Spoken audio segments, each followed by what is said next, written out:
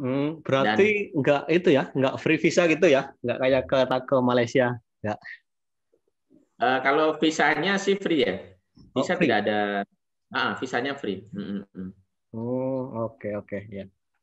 Berarti Kalau tidak ada COVID sih aman-aman saja sih. Tidak perlu macam-macam, nggak pakai surat, nggak pakai apa, melintas saja. Kalau motor itu juga tidak perlu karnet. Mereka baru mau apa namanya mau bahas tentang karnet ya, Timor Leste dan Indonesia. Kalau sekarang sih motor cukup surat apa namanya? Kalau orang sini nyebutnya stiker ya dari bea cukai di Atambua kan. Kemudian surat keterangan dari ini juga dari kepolisian. Nanti surat-suratnya saya fotoin ke saya kira ke umum nanti kalau mau dijadikan referensi ya. Kemudian kita juga harus bawa hasil swab ya.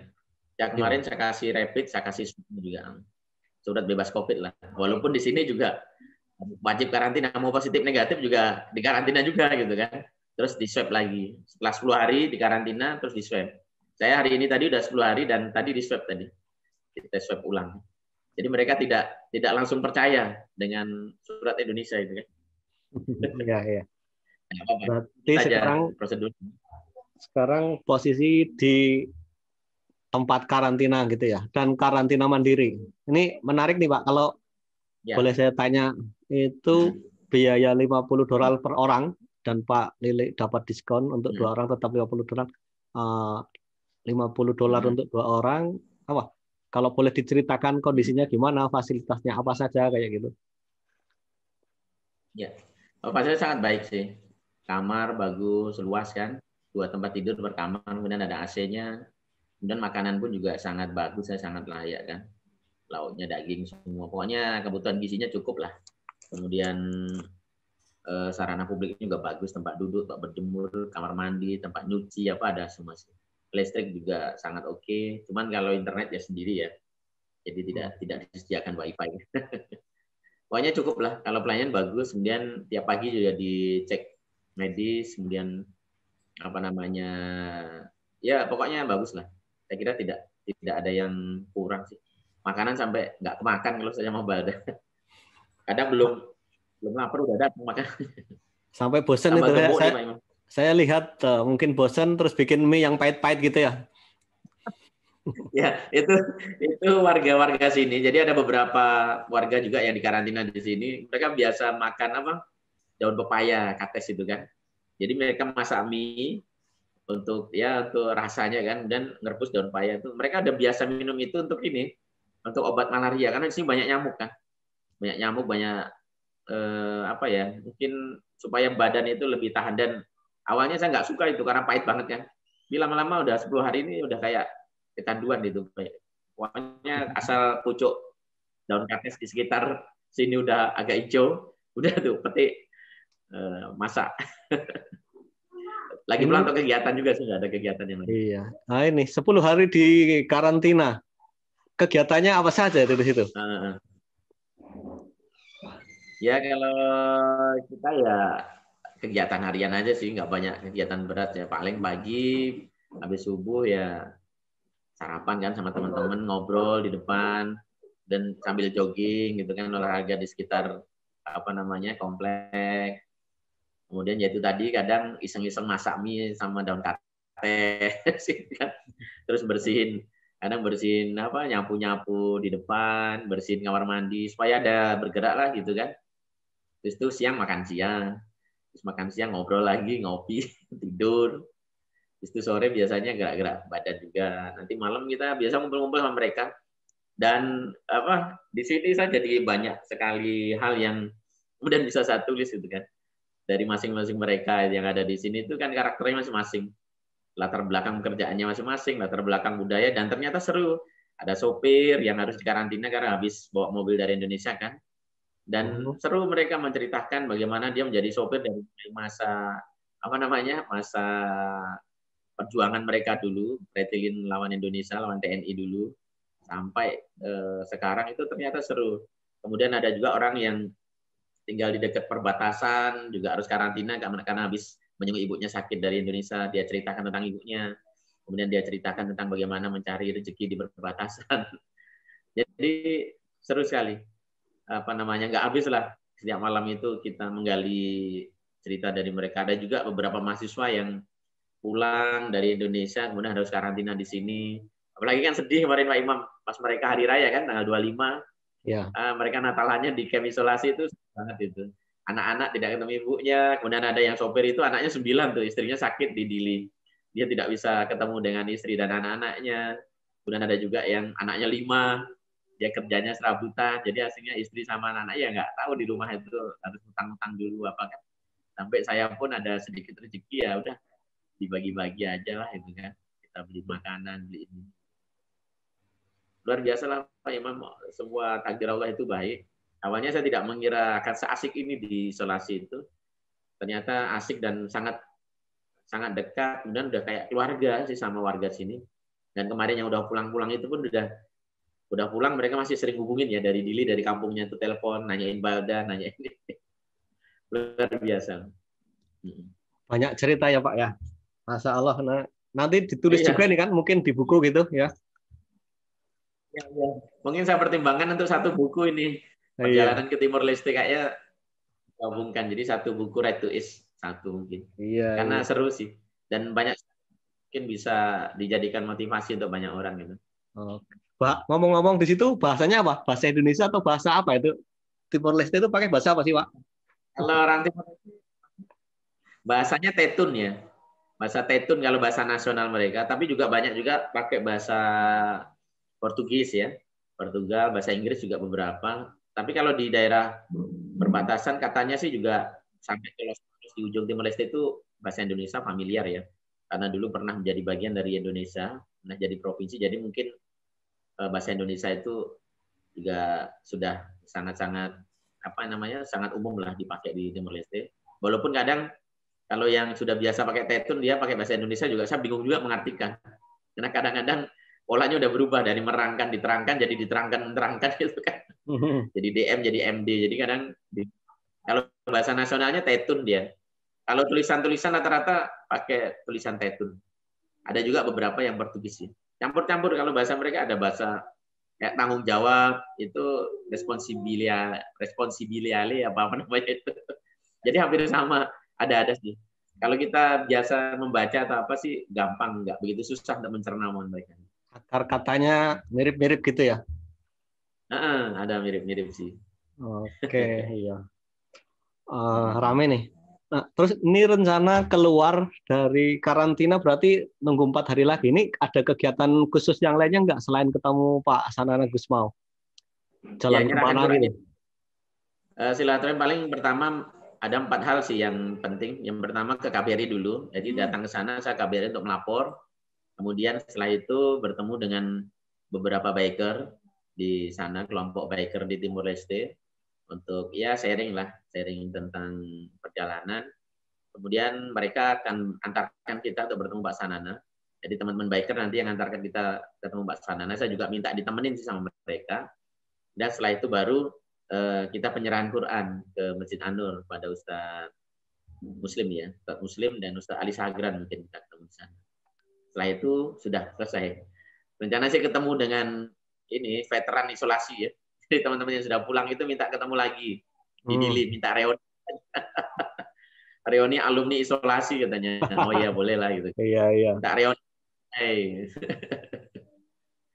Ya, nanti habis itu pulang, rencana sih pulangnya keluar nggak tahu nih, pengennya sih lewat perbatasan Motamasin ya. Ada satu pintu perbatasan lagi. Kemarin saya lewat Mato Ain dan nanti pengennya sih keluarnya lewat Motamasin. Itu keluar di Indonesianya di Kabupaten Malaka namanya. Tapi nggak tahu nanti, itu baru rencana sih. Kalau memungkinkan, kalau tidak ya keluar lewat Mato Ain lagi dan keluar di Atambua. Oke. Ini tempat lokasi karantina itu berarti dekat perbatasan atau Pak Lilik sudah melintas jauh ke Timor Leste? Mungkin bisa diterangkan sekilas apa yang dilihat perkembangan Timor Leste setelah ya pisah dari Indonesia gitu? Atau ada nggak? Ya belum lihat. Keluar dari Indonesia itu paling jalan 1 kilo cuman. 1 kilo sampai di Timor Leste, di situ ada jembatan. jembatan selamat datang. Kemudian Indonesia dan Timor Leste itu dibatasi sungai gitu ya, ada sungai. Jadi jembatan itulah batasnya. Kemudian kita masuk ke apa namanya border Batu Gate Timor Leste. Nah, di situ di sebelahnya itu ada tempat karantina, itu udah masuk Bali Bau. Jadi saya di situ. Jadi belum masuk, belum tahu Timor Leste seperti apa. Ya, jadi belum bisa menceritakan sih, Pak Imam. Oke, kalau di perbatasan mungkin ada ya apa? Gimana hubungan masyarakat apa Indonesia di perbatasan ya keluar masuk yang dari Timor Leste kan keluar masuk ke Indonesia atau yang dari Indonesia begitu sebaliknya. Itu gimana? Mungkin bisa diceritakan di situ. Ya, seru. Jadi di Sulawesi ini kebetulan ada beberapa warga di perbatasan yang apa namanya yang ikut karantina di sini kan karena dia baru pulang dari Indonesia. Mereka ceritakan ya rata-rata sih hubungan emosional, kekeluargaan, pertalian, kekerabatan gitu antara orang Timor Leste dan Indonesia itu sangat dekat. Apalagi dari mulai Soe, Keva, Atambua, kemudian Kabupaten Malaka, Wini itu antara Indonesia dan Timor Leste itu udah sebenarnya kalau rahimnya banyak sama, beda negara saja gitu. Jadi ya mereka sangat baik lah hubungannya, sangat baik, tidak ada permusuhan, tidak ada apa-apa. Damai sih sudah sangat baik kehidupan di sini. Tidak ada namanya perselisihan warisan dari apa namanya konfrontasi 90-an dulu itu tidak ada, atau warisan-warisan kerusuhan tahun 2006 misalnya itu juga tidak ada sih. Semuanya sudah damai sih Pak Imam, sudah berjalan dengan baik sih hubungan sosial mereka itu. Iya, berarti Dan karena corona saja sih agak susah. Ya, kalau tidak corona sih di sini, camp ini kan dulunya itu namanya Mergado namanya. Mergado itu pasar. Jadi pasar ini dialihfungsikan jadi camp isolasi karena corona itu. Dulunya ini yang saya tempatin, itu nanti bisa lihat di IG saya tuh ada kamar-kamar itu dulunya toko-toko gitu. Jadi warung internasional, warung perbatasan. Orang Indonesia ya ke sini, orang Timor Leste ya ke sini, saling menukar barang. Nah, pertukaran barang Timor Leste dan Indonesia itu di perbatasan ini. Tapi sekarang kan ditutup karena corona dan los-losnya itu, kios-kiosnya itu dijadikan kamar-kamar.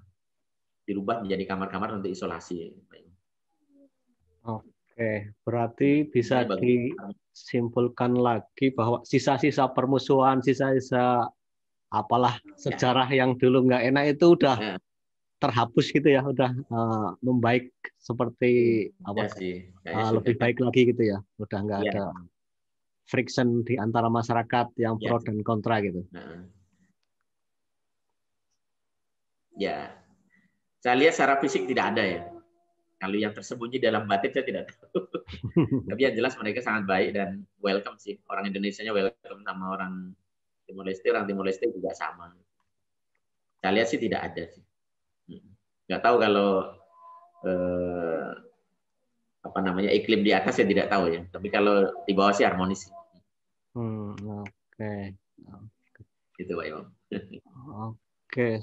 Sebelum berakhir mungkin ada pesan-pesan dari Pak Lilik untuk biker atau untuk masyarakat Indonesia di sini di UAE atau di mana saja terkait dengan ini pesan cinta, memungut cinta di Indonesia Timur, mungkin biar kita tercerahkan gitu. Silakan diulang lagi. Iya, ya intinya cinta itu harus senantiasa kita rawat, harus senantiasa kita pupuk supaya cinta itu tumbuh berkembang dan membuahkan perdamaian kan begitu. Walaupun pandemi COVID, cinta juga terus harus dipupuk bagaimanapun caranya. Cinta tidak boleh berhenti berkembang karena pandemi kan. Dia harus terus berproses dan terus berjuang. Dan kita semua adalah pejuang-pejuang cinta gitu kan. Makanya teruslah berproses lah.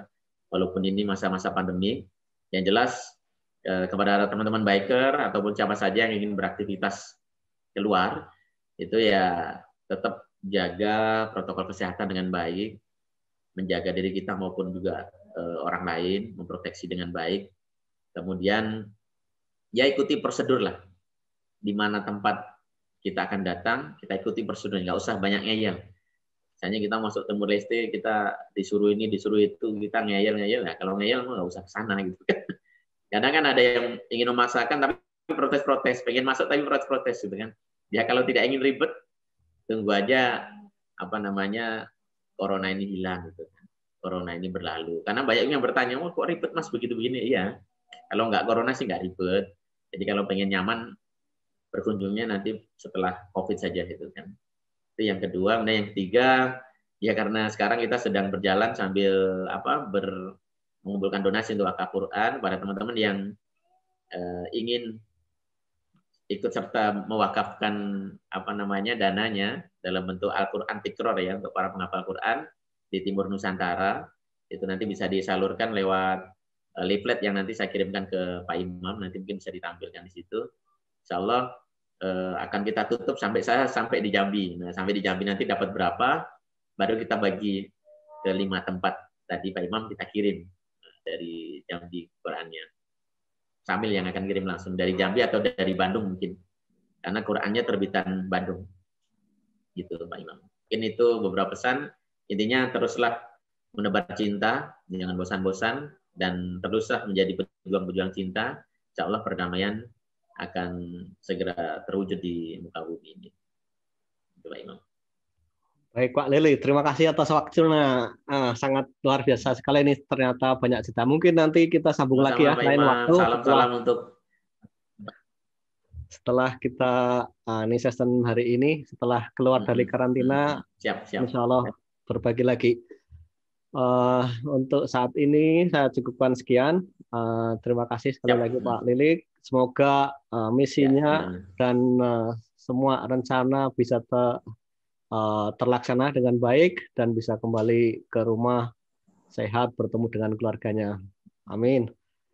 Assalamualaikum warahmatullahi wabarakatuh. Amin. Assalamualaikum warahmatullahi wabarakatuh.